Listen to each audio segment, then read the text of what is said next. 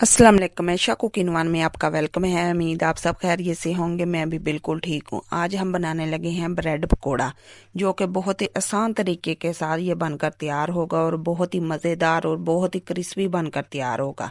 बिस्मिल्लाहिर्रहमानिर्रहीम। 4 मैंने आलू लिए हैं, इसके छिलके उतार लिए हैं और इसे पानी में डिप करके छोड़ दिया। अब इसको हम ग्रेट करेंगे। ये पकोड़े माशाल्लाह बहुत ही मज़े के और क्रिस्पी बनकर तैयार होंगे। आप एक बार ज़रूर ट्राई करें। हमने तमाम आलू ग्रेट कर लिए हैं। अब इसे हम धोएंगे अच्छी तरह मसल के। 2 से 3 पानी हम अच्छी तरह धोकर इसे निचोड़ लेंगे। आलू को मैंने धोकर अच्छी तरह निचोड़ लिया है हाथों की मदद से।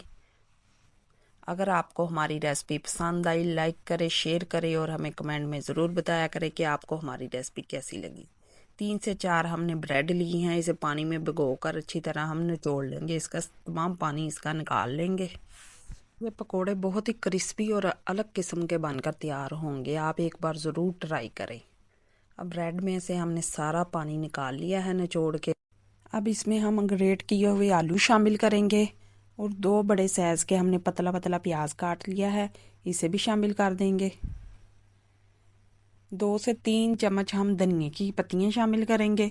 2 से 3 हरी मिर्चें शामिल करेंगे और 1 छोटा चम्मच नमक का, 1 छोटा चम्मच हम सूखे धनिया का और 1 छोटा चम्मच सुर्ख मिर्चों का, आधा चम्मच हम हल्दी का और आधा चम्मच ही हम चाट मसाले का शामिल करेंगे। अच्छी तरह इसे मिक्स करेंगे। 1 चम्मच हमने बड़े वाला मैदे का लिया है, इसे भी अच्छी तरह इसमें मिक्स करना है हमने। ये बहुत ही क्रिस्पी और मज़े के पकोड़े बनकर तैयार होते हैं। अच्छी तरह हमने मिक्स कर लिया, पानी बिल्कुल नहीं शामिल किया इसमें हमने। अब ऑयल को हमने गर्म होने के लिए छोड़ दिया था, इसमें हम पकोड़े शामिल करेंगे। हमने इसे मीडियम फ्लेम पर इसे पकोड़ों को फ्राई करना है और प्यारा सा इसका कलर लाना है, गोल्डन सा।